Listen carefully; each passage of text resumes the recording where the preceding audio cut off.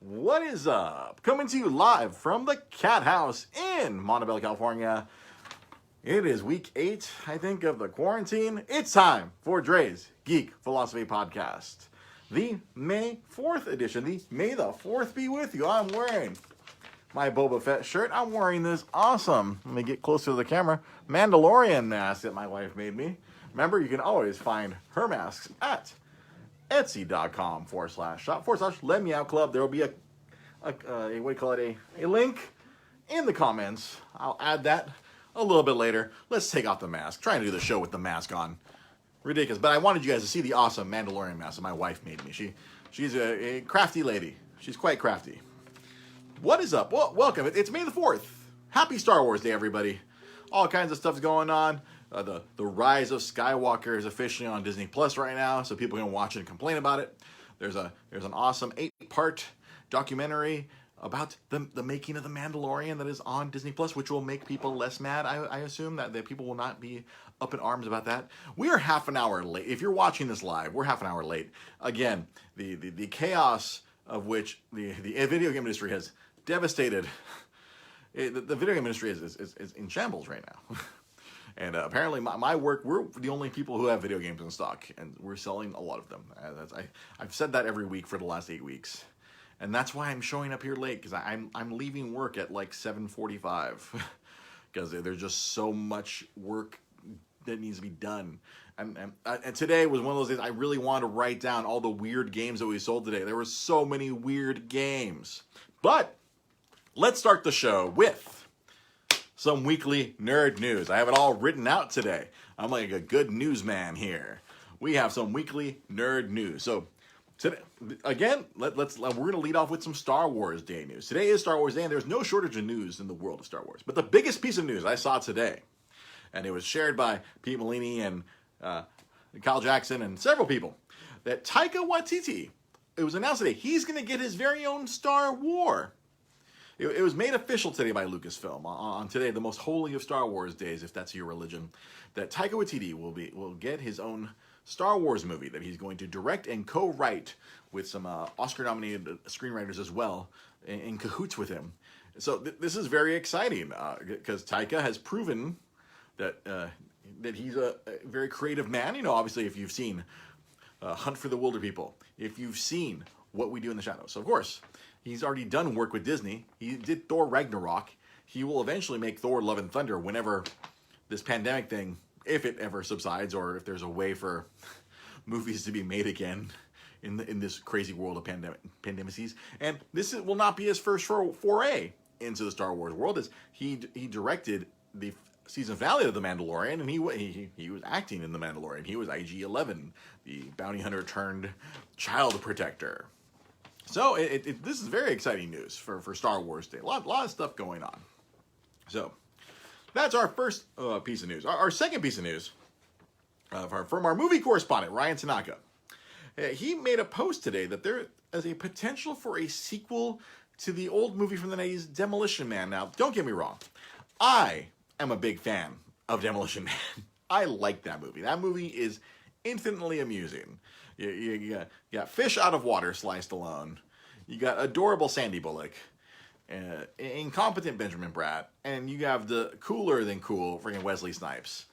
That movie was just hilarious. Everyone keeps referencing the 3 seashells because of the whole, we don't have any toilet paper. So there was a thing in the movie where they got rid of toilet paper in the future and you had to use 3 seashells. I have no idea how you use 3 seashells to wipe your butt, but somehow that was a thing where you see smarmy ass Rob Schneider make the joke, and people have been making those type of references all over the internet ever since this pandemic thing has started, and there's been a odd shortage of toilet paper. But a sequel to Demolition Man, I guess Sly Stallone himself, he made that announcement to either yesterday or today. He was like, trying to work on a Demolition Man sequel. I mean, he ran Rambo into the ground. He clung on to the Rocky franchise through the Creed movies. So here we are. I guess he's just digging in. The 90s are awesome again. So hey, we're gonna do a Demolition Man again. Yeah, I'm sure Sandra Bullock. I wonder if Sandra Bullock, now the big star that she is, would be willing to reprise her role as Lenina Huxley. Will Benjamin Bratt need some money and come back and play his whimsical cop that loves old jingles because they apparently didn't have music. And one of my favorite lines: "The only food they had was Taco Bell." Weird. But yeah, Demolition Man sequel. No. As much as 90s Dre would be like, oh, that's cool, there's another one? No. 40-year-old 2020s Dre is like, nah, please stop. No, don't do it, Sly. Don't do it. So, one of our frequent correspondents, Daniel Wong, gave us an article about AMC and Regal threatening to not show films from Universal Studios because Trolls World Tour, they decided to instead of delaying Trolls World Tour, they decided to release it just straight up on demand. And since everyone's stuck at home, people apparently forked over the $15 to $20 to rent or buy the movie outright, and it made over $100 million in that first weekend. So it was kind of this giant shot across the bow, so to speak, where the typical movie house is like, wait a minute, we just got hosed, and clearly Universal got to take home pretty much all that money instead of having to share it with the movie theaters, and of course movie theaters didn't get to make their concession money. So in response, Regal and AMC have said they don't want to show Universal movies in the future. Now they're like, no, we will not show Universal movies. I'm sure that tune will change whenever Fast 9 or whatever comes out. I'm sure AMC and Regal will be like, you know what? We've kind of reconsidered this position. If things get back to normal, if things don't get back to normal, Fast 9, it might already be in the can. They might just put that out digitally and see what happens there. But I don't know. I can see a bunch of parents renting or buying Trolls World Tour to pacify their children. I don't see a bunch of wives buying Fast 9 to pacify their husbands. I don't see the correlation is not there. A parent would be much more willing to be like, oh, cool, we can just get this movie and the kid will be quiet for 2 hours? Awesome.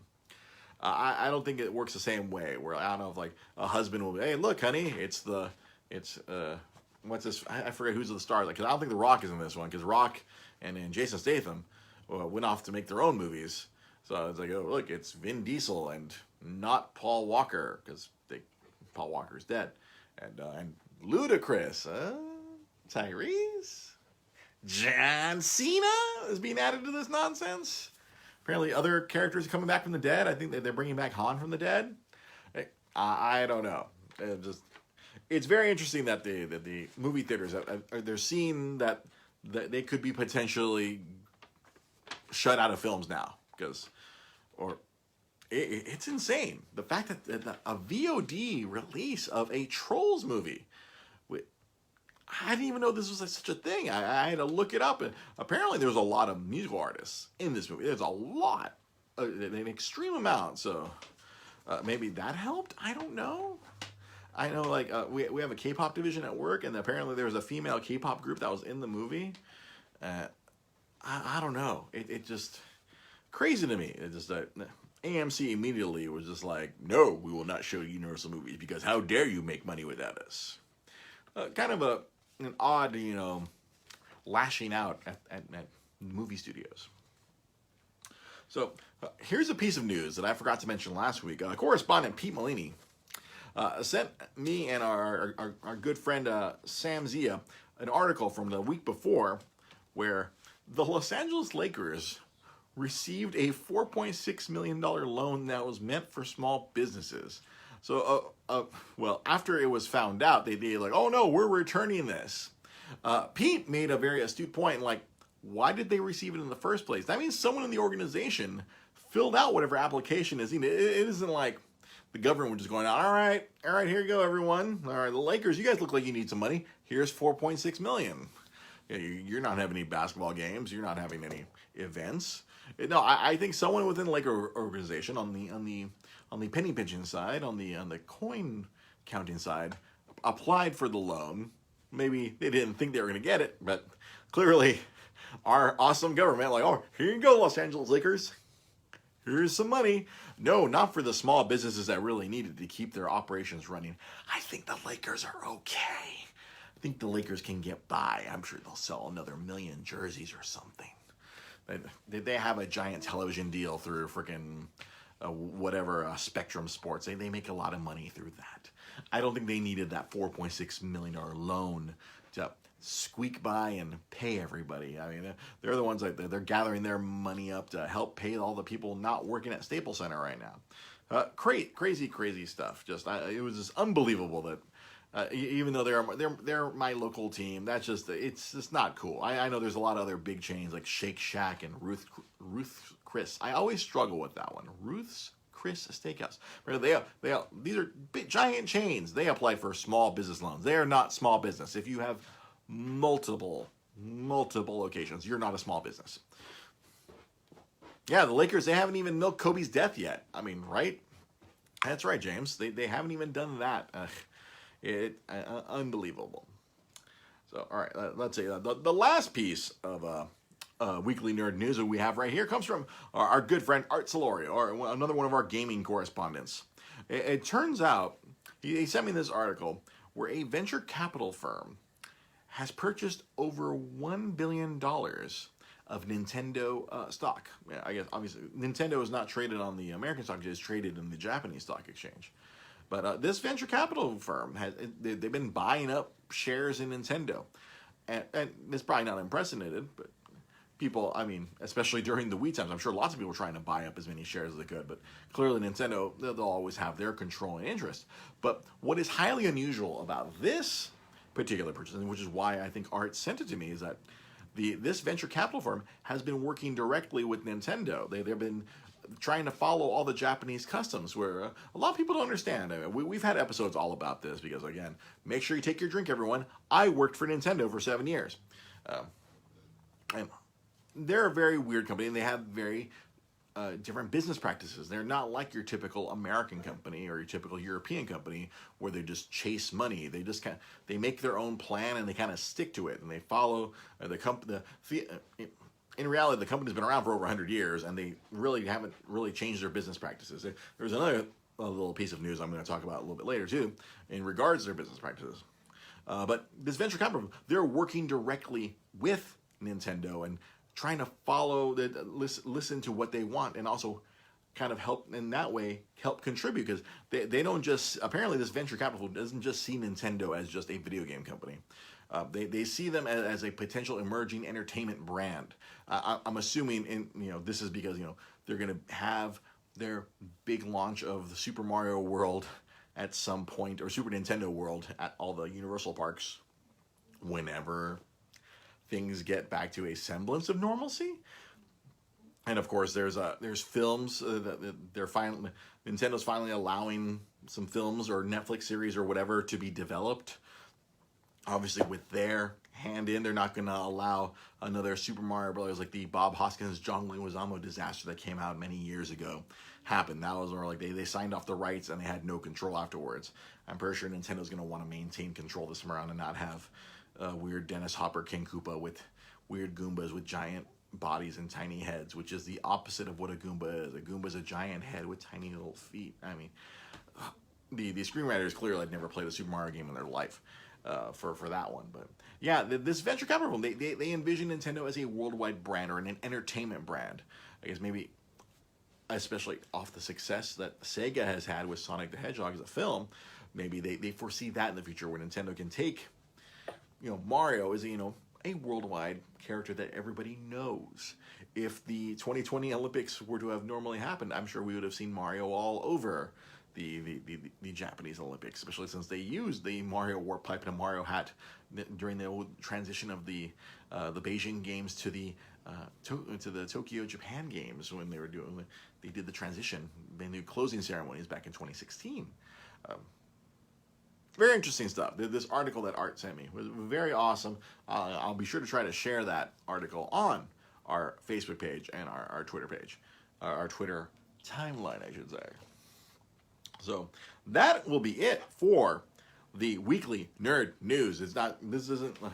Can't encompass the entire show with it, but it was a good chunk. I enjoy doing this where we talk about some of the world news in a very organized setting. And if you want to be a correspondent like Art, like Pete, like Daniel, like Ryan, you can always send me an article or share an article to our Facebook page. You can send it to me via, however means you communicate with me. If you send it via Instagram, you can send it via Facebook, send it via Twitter, send it however way. If you have my Instagram, Facebook Messenger, whatever. If you want to be a contributor, like these gentlemen were this past week, send me an article of something you think is relevant to nerds in the news. All right, so again, it's Star Wars Day. And unfortunately, I didn't even think about how this is going to be Star Wars Day, where I really burned out the Star Wars topic a few weeks ago. But today, my little boy, if you go to my wife's Instagram, you'll see our young little tiger is rocking a Baby Yoda diaper cover.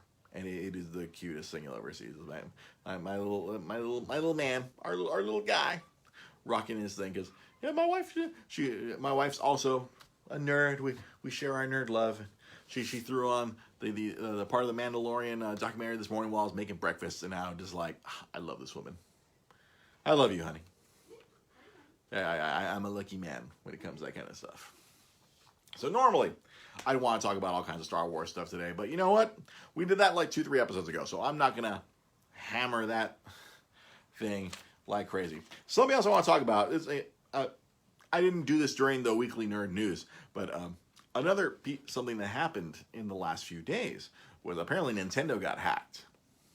A lot of information from internally Nintendo has been pilfered by hackers. Apparently, a lot of what we call the source code, which is a lot of the building blocks of a lot of other systems. The source code of the Nintendo Wii apparently got out. That's the proprietary software of Nintendo, and now it's out in the internet. And then a lot of Nintendo's accounts, people's Nintendo accounts have been attacked. Apparently, there's been some sort of vulnerability, and apparently it seems like the vulnerability was from the old the Nintendo accounts from the Wii U era, where the Nintendo tried to switch away from friend codes to allowing you to have a username. But apparently Nintendo, because of all this hack stuff that was happening, it was kind of revealed that the reason why Nintendo had always been hesitant to give people user IDs rather than the random 12 to 16 digit friend code that a lot of gamers hate. Gamers, they want to have their identifying name. They want to have their XX entendre bad joke name for their online handles. So like I regularly go as on SoCal Clone on pretty much every gaming thing that I do. If you want to find me on the PS4 or the Xbox or whatever, I'm usually SoCal Clone. That used to be my Instagram handle. But apparently Nintendo was always against the username because the username, in their mind, it makes things more difficult for the gamers because people could want to have the same username and they couldn't have that, or it's a lot easier for someone to hack you if they have your username. If you have a random 12-digit friend code, it's a lot harder to hack. And apparently that was proven recently because all the accounts that were a lot of the accounts that were compromised were people who had these Nintendo IDs. Were like, my Nintendo ID was just simply Dre. I didn't go full SoCal Clone on my Nintendo ID because obviously when I got my Wii U, I got it before anyone else had it because I was still working for Nintendo. So, I could register and just, cool. I can just have my username be Dre. Ha ha ha ha. I can be the only Dre. But I guess there was some sort of like internal friend coding beyond that. So there could be multiple Dre's. And then apparently this is a way for people to hack into everything. That's why I had to turn on two-factor authentication on my Nintendo account and disconnect my PayPal from my Nintendo eShop. A lot of fascinating stuff if you're really into that techie, nerdy stuff. Was revealed in this past week with this hack that happened in Nintendo. It was really, really crazy. And then that's why like now on the Nintendo Switches, they went away. You don't have your Nintendo ID. I mean, it's still there, but now on Switch, if you want to friend somebody, you got to give them your friend code again, which again annoys the daylights out of your typical gamer. Like, oh, I hate this. I want my own username. But I guess it's Nintendo being Nintendo. They want to march to the beat their own drum, and they think it's more secure and In their mind, they think it's easier to just have this randomly assigned code rather than give yourself a name that could be used by someone else, or you have to put lots of underscores or X's if someone else has Poon Commander 55 or some terrible name like that. I recall some of my friends, my Destiny clan, they had to like have their names changed because I think G-Sun's cousin, his name was it was like Butt Liquor or something like that. His PSN name was Butt Liquor, and eventually I guess it got flagged, and he was forced to change it from Butt Liquor to Owlman. I'm pretty sure that happened to somebody else too. They had another offensive username. I think my old roommate Trent Terrell, I don't know if they thought his old username Horseman TNT. I don't know if they thought that was offensive when he's just a horseman, caballo, horse. I don't know. I don't know if they thought it was some sort of like lewd name, but when he tried to like re-enter his name, I don't get, for whatever reason he couldn't transfer his username from or he couldn't remember his password to his old Horseman account, so he tried to make a new Horseman account, and they're like, nope, you can't put that name in. Horseman is not allowed. They must have thought he was talking about his penis. I don't know. It's weird. PlayStation Network is weird. I haven't had to change any of that stuff, but who knows? Now, this is part of the show where I'm gonna like I said, today at work, it was some of the weirdest games sold. Something else I noticed today, I guess because of this pandemic, people are really busting out their old game systems. I guess if you're stuck at home, if you're like a lapsed gamer, an old gamer, the people are dredging out their Nintendo Wii's. They're dredging out their Wii U's, which like how many we sold so many Wii U games today. Normally we sell a few Wii U games a day, but today it's like what the hell, and everyone's buying every version of Just Dance.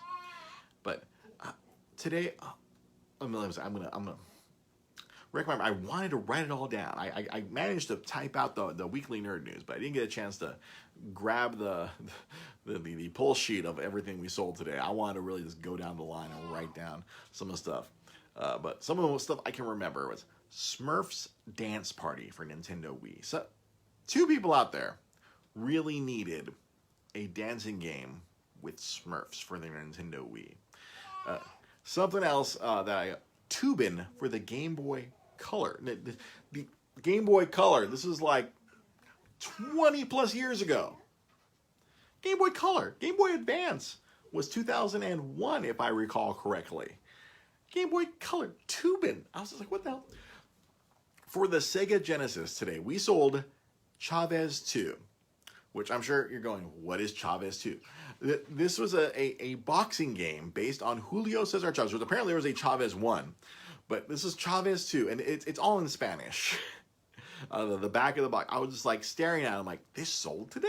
I mean, well, first of all, it's like, we have this?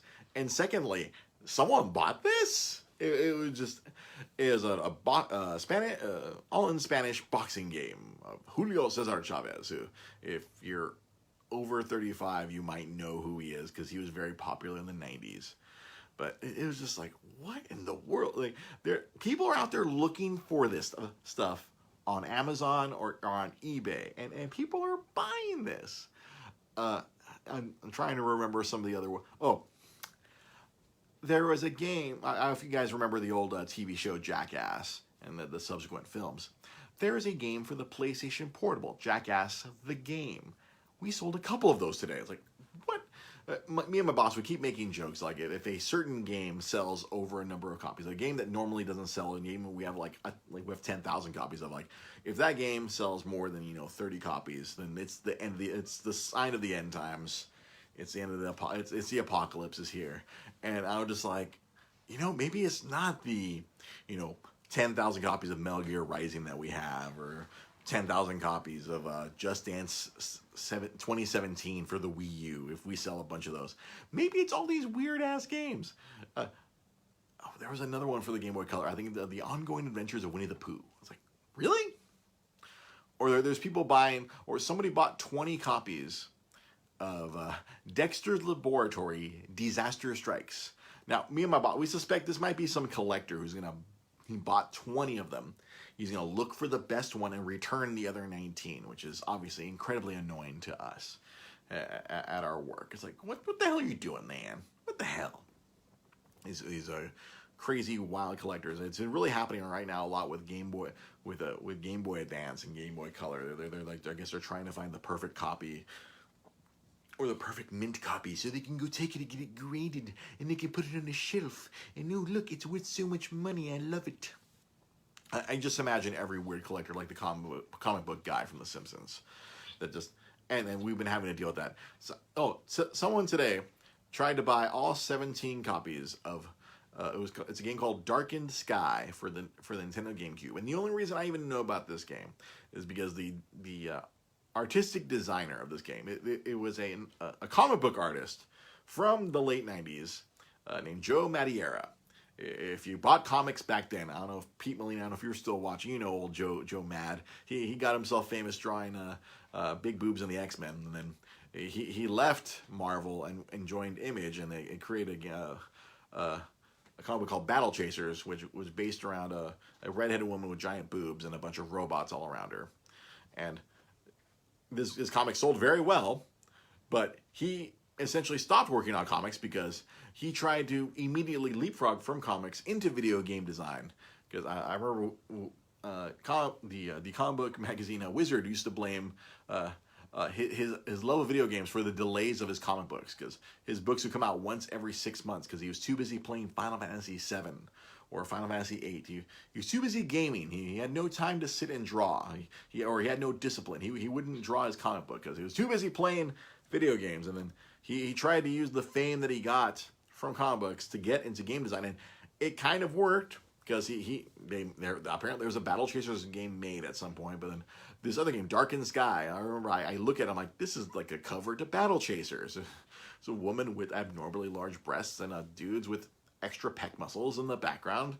And apparently today someone tried to buy all 17 copies of this game that we have, which normally the game doesn't sell. It just normally gathers dust, but these weird collectors are coming out. I guess, I don't know if something about the pandemic is getting these collectors to come out of the woodwork and search through our Amazon store and our eBay store and buy like all the weird rare games that we have available. I guess they're rare. I don't know.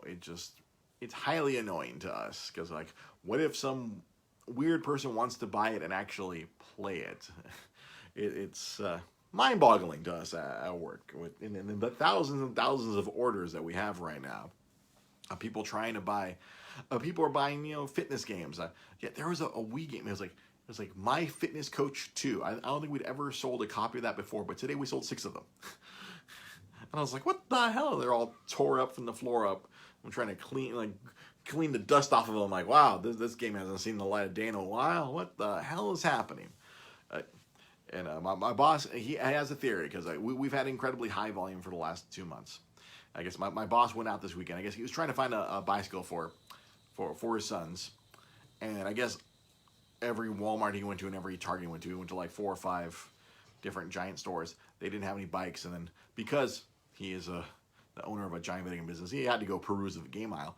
Apparently, all these, big stores, they don't have any games. There's like no PS4 games, no PS4 controllers, no Xbox controllers, very few Xbox games.